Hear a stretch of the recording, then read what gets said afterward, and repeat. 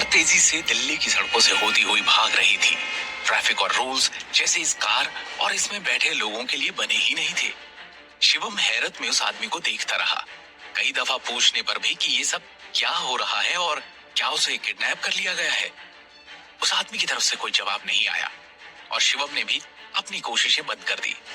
अब वो सिर्फ इस सफर के खत्म होने का इंतजार कर रहा है और इस डर से जूझ रहा है कि क्या उसे वाकई में सर के पास ले जाया जा रहा है। क्या आज वो होगा जिससे वो पिछले 10 सालों से भागता आ रहा है। खैर, शिवम अपनी सोच को टटोल ही रहा था कि अचानक तेजी से कार के ब्रेक्स लगे और शिवम आगे की तरफ खिसक गया। खुद को संभालते हुए उसने देखा कि कार एक सुनसान सड़क पर आकर रुक गई और फौरन एक आदमी आगे से उतरकर शिवम की साइड आया और कार का दरवाजा खोल दिया। चौंकते हुए उसने उस आदमी की तरफ देखा और हजारों सवालों में से वो एक सवाल पूछने का मन बनाने लगा कि इतने में वो आदमी बोल पड़ा, पहले ही कह चुका हूं मैं आपसे, आपको किडनैप या आपके साथ कुछ भी गलत करने की मैं सोच भी नहीं सकता। सर को ये कभी पसंद नहीं आएगा।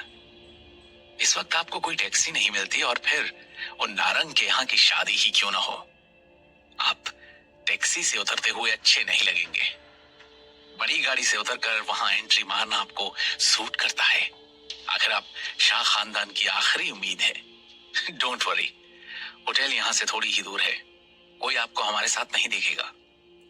ये कहते हुए उसने एक महंगा सा सूट शिवम की तरफ किया और अपनी बात पूरी की। ये पहन के चाहिए, जो आपने पहना है वो आपके लायक नहीं। शिवम ने उस सूट की तरफ देखा और फिर उसकी तरफ और धीरे से गाड़ी से उतरते हुए कहा, ये सब नहीं चाहिए। अगर करना ही है मेरे लिए कुछ, तो आज के बाद फिर कभी मुझसे मिलिएगा नहीं और ना ही मुझे परेशान करें, वही काफी होगा। उस आदमी ने कोई जवाब नहीं दिया, लेकिन एक आखिरी बार अपनी बात जरूर रखी शिवम के सामने। एक बार सर के इनविटेशन के बारे में गौर से सोच कर देखिएगा। मैं इसे आपका आखिरी जवाब नहीं मान रहा हूं। शिवम ने बिना कुछ कहे दरवाजा बंद कर दिया और पलटकर खड़ा हो गया। कार तेजी से वहां से निकल गई और तब उसने अपनी जेब से निकालकर सिगरेट जलाई और सड़क की दूसरी तरफ मुड़कर चलने लगा। चलते हुए अतीत के गहरे राज उसकी आंखों के सामने नाचने लगे। सिगरेट के हर कश के साथ वो दर्द और वो जहन से कभी न मिटने वाली भयानक सच्चाई उसके अंदर घूम घूम कर धुएं के साथ बाहर निकल रही थी। एक कुटिल मुस्कान के साथ उसके मुंह से फिर निकल पड़ा, शाह खानदान। और वो सोच के समंदर में डुबकियां मारते हुए खो सा गया। पूरी दुनिया में शाह खानदान का रुतबा गौर करने वाला है। नाम, शान, शौकत और दौलत की कोई कमी नहीं है उस परिवार में, जिसके मुखिया थे शिवम वर्धन शाह। गुजरात के सूरत शहर का एक छोटा सा व्यापारी जिसने दिल्ली आकर अपनी जड़ें जमाई और देखते ही देखते बिजनेस की दुनिया में राज करने लगा। और उनके घर जब उनका सबसे पहला पोता हुआ तो शोहरत की परंपरा को कायम रखने के लिए उस पोते का नाम रखा गया शिवम शाह। कहा जा सकता है कि शिवम उसी वैभव और इज्जत का हकदार बन सकता था। जन्म से ही उसकी किस्मत में एक बड़ा आदमी बनकर रुतबे से रहने की आंधी घूमनी चाहिए थी, लेकिन ऐसा कुछ नहीं हुआ। क्योंकि बात कुछ ऐसी थी कि शिवम वर्धन के दूसरे बेटे भावेश, जो शिवम के पिता भी थे, उन्हें एक दूसरी औरत अंजलि की तरफ आकर्षण हो गया। और शिवम जब महज 14 साल का था तब भावेश ने एक साथ कई गलत फैसले ले डाले। अपने बड़े भाई भौतिक और छोटे भाई भूषण से वो शिवम वर्धन की सत्ता की राजगद्दी के लिए तो लड़ ही रहे थे, लेकिन उसके साथ साथ उन्होंने शिवम की मां मृणाल को तलाक भी दे दिया और शादी करके अंजलि को घर ले आए। मृणाल को उस तलाक से ज्यादा दुख इस बात का था कि पूरी जिंदगी उसने भावेश का साथ दिया, उसके साथ कदम से कदम मिलाकर खड़ी रही। यही नहीं, जब बीच में बिजनेस को गहरा धक्का लगा था तब उस गरीबी और परेशानी के दिनों में भी उसने भावेश का हाथ और साथ कभी नहीं छोड़ा था। और उसी भावेश ने आज दिल्ली के एक दूसरे अमीर घराने की लड़की अंजलि के साथ उससे रिश्ता तोड़ लिया था। यूं तो मृणाल एक साधारण परिवार की लड़की थी, लेकिन इरादों की मजबूत और जिगर की एकदम पक्की थी। हारना और जिंदगी के उतार चढ़ाव से थककर उनके आगे झुक जाना जैसे उसने कभी सीखा ही नहीं था। और फिर आया वो दिन जब मृणाल ने भावेश के खिलाफ आवाज उठाई। भावेश एक दूसरी औरत के बस में अपने आवेश तक को खो चुका था। उस दिन उसने अपनी सारी हदें पार कर दी जब उसने मृणाल पर हाथ उठाया। मृणाल की आवाज दबाने के लिए उसे शिवम वर्धन ने भारी रकम देने का प्रस्ताव रखा था, लेकिन स्वाभिमानी मृणाल ने बिना कुछ लिए अकेले घर छोड़ने का फैसला ले लिया। क्योंकि शिवम अपनी माँ से अलग नहीं होना चाहता था, इसलिए उसने भी शाह फैमिली की सारी रुकावटों को पार कर अपनी माँ के साथ शाह मैंशन छोड़ दिया था। बस तब से ही शिवम और मृणाल शाह फैमिली की नजरों से दूर एक ठीक ठाक जिंदगी गुजार रहे थे। और क्योंकि शिवम अपनी माँ के पद चिन्हों पर चल रहा था, उसने अपना सरनेम भी शाह से बदलकर अपनी माँ का सरनेम गांधी अपने नाम के साथ जोड़ लिया। उस दिन और उस वाकये को बीते पूरे 10 साल हो चुके हैं। 3 साल पहले कैंसर की वजह से मृणाल ने भी दम तोड़ दिया। शिवम ने तो जैसे मान लिया था कि उसे उस दर्दनाक याद का सामना फिर कभी नहीं करना पड़ेगा, लेकिन उसने सोचा नहीं था कि शाह फैमिली उसे इतनी जल्दी खोज निकालेगी। पर क्यों, आखिर क्यों? ऐसा क्या चल रहा है उस परिवार में? इतना बड़ा शक्तिशाली और राजनीतिक कनेक्शंस वाले परिवार को आखिर इतने साल बाद अब शिवम की क्या जरूरत पड़ गई? क्यों सर, मतलब भावेश शाह अब शिवम को वापस शाह फैमिली का हिस्सा बनाकर शाह मेंशन में लाना चाहते हैं? ये सवाल उसके अंदर तूफान मचा ही रहे थे कि उसने देखा उसकी सिगरेट खत्म हो चुकी है। आखिरी कश खींचकर उसने सिगरेट फेंकी, जूते से कुचली और उसके साथ ही शाह फैमिली से संबंधित कोई भी ख्याल अपने पांव के नीचे मसल दिया और सड़क के दाहिने मोड़ से घूमकर चाणक्यपुरी के आईटीसी मौर्य होटल की तरफ तेजी से कदम बढ़ाने लगा। आईटीसी मौर्य में आज नारंग परिवार के सबसे बड़े बेटे की इकलौती बेटी तान्या नारंग की शादी है। माहौल बड़ा है और ये मौका भी, क्योंकि तान्या की शादी होने जा रही है शहर के एक और मशहूर और प्रभावशाली परिवार सिंघानिया के छोटे बेटे दर्श सिंघानिया से। शहर में बहुत कम मौके ऐसे होते हैं जब इतना बड़ा और विशाल गठबंधन देखने को मिलता है। अब क्योंकि ये दिन और ये शादी इतनी अहम है, तो शहर के सब बड़े बड़े प्रभावशाली लोगों को यहाँ बुलाया गया है।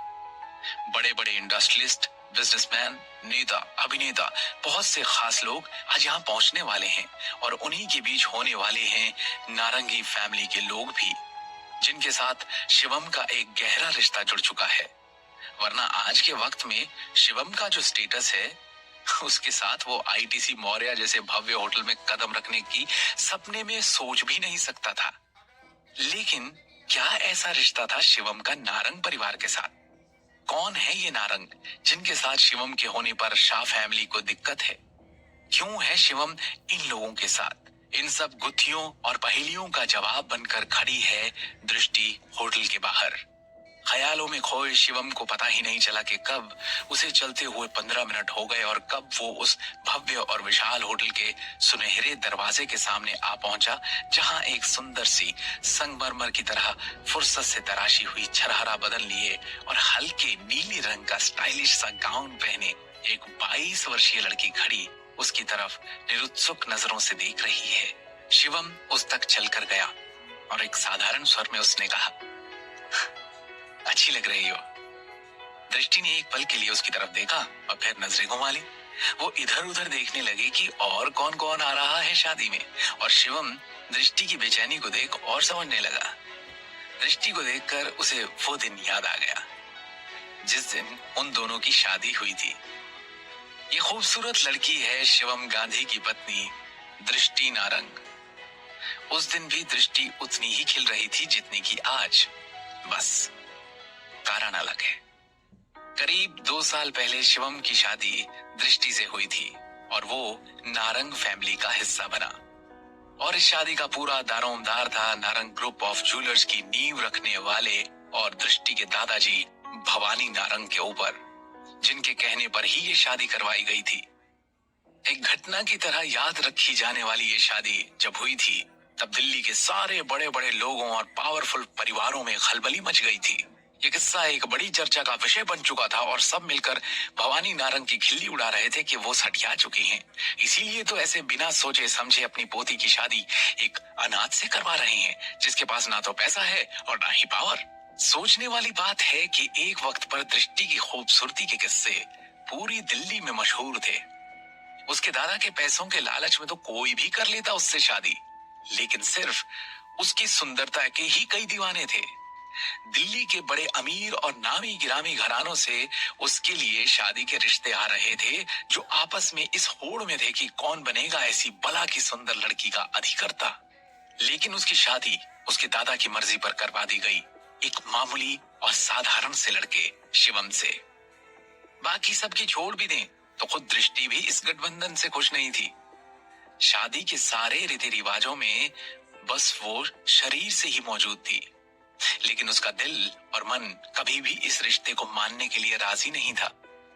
और शायद यही कारण है कि शादी के बाद भी शिवम और दृष्टि में कभी भी पति पत्नी का रिश्ता या संबंध स्थापित नहीं हो पाया। 2 साल बीत चुके हैं, लेकिन ना तो दृष्टि ना ही उसके परिवार वाले कभी ये समझ पाए कि आखिर भवानी नारंग ने ये रिश्ता जोड़ा तो जोड़ा क्यों। जानते भी कैसे? क्योंकि ये राज तो सिर्फ और सिर्फ 2 ही लोगों को पता था, एक भवानी नारंग और दूसरा शिवम। बस ये 2 ही राजदार थे इसके। एक गहरा राज था जो कारण बना था इस जोड़ी का, और 1 साल पहले जब भवानी नारंग का स्वर्गवास हुआ, उसके बाद अब सिर्फ और सिर्फ एक ही बचा है, शिवम, जो जानता है इस रिश्ते का असली सच। दृष्टि को हमेशा ये मलाल था कि उसके दादा ने कभी नहीं बताया उसे आखिर क्यों कर दिया था उन्होंने उसकी जिंदगी का इतना बड़ा फैसला उससे पूछे और उसकी मर्जी के बिना। भवानी नारंग के जाने के बाद दृष्टि तो इन सवालों से जूझ ही रही थी, लेकिन उसके परिवार में एक बड़ी उथल पुथल मच गई थी।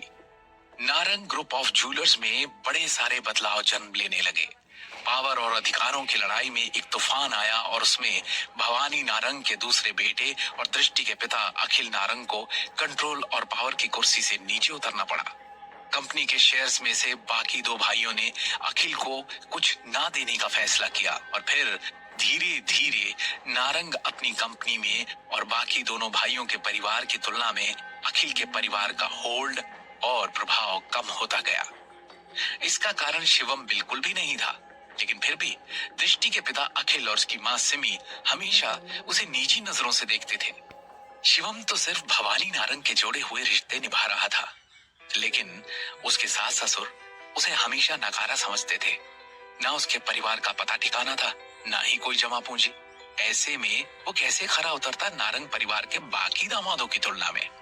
वो इज्जत और रुतबा जिसकी उम्मीद शिवम ने कभी की ही नहीं थी, लेकिन जो उसे यहाँ मिलनी चाहिए थी, वो उसके हिस्से में नारंग फैमिली में कभी नहीं आई। सिर्फ दृष्टि ही नहीं, बाकी परिवार के लोगों ने भी कभी उसे दामाद होने का दर्जा नहीं दिया और बस उसे नीच समझा था।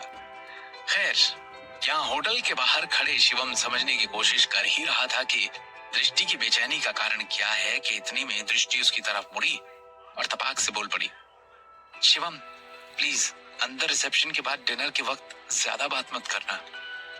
शिवम बिना कोई जवाब दिए आगे बढ़ने लगा जब दृष्टि ने उसे आवाज दी, शिवम।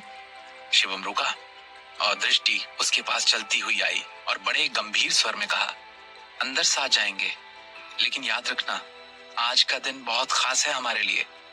हमारा पूरा फ्यूचर सिर्फ आज पर टिका है। अंदर मैं कुछ ऐसा करने वाली हूँ जिसके बारे में किसी ने कभी सोचा भी नहीं होगा। शिवम ने हाँ में सिर हिलाते हुए धीरे से कहा, जानता हूँ। और वो दोनों अंदर की तरफ बढ़ने लगे। शिवम जानता था कि दृष्टि आज क्या करने वाली है और क्यों। क्या चल रहा है दृष्टि के अंदर, क्या करने वाली है वो आज, क्या राज है जिसके कारण शिवम और दृष्टि की शादी करवाई गई थी।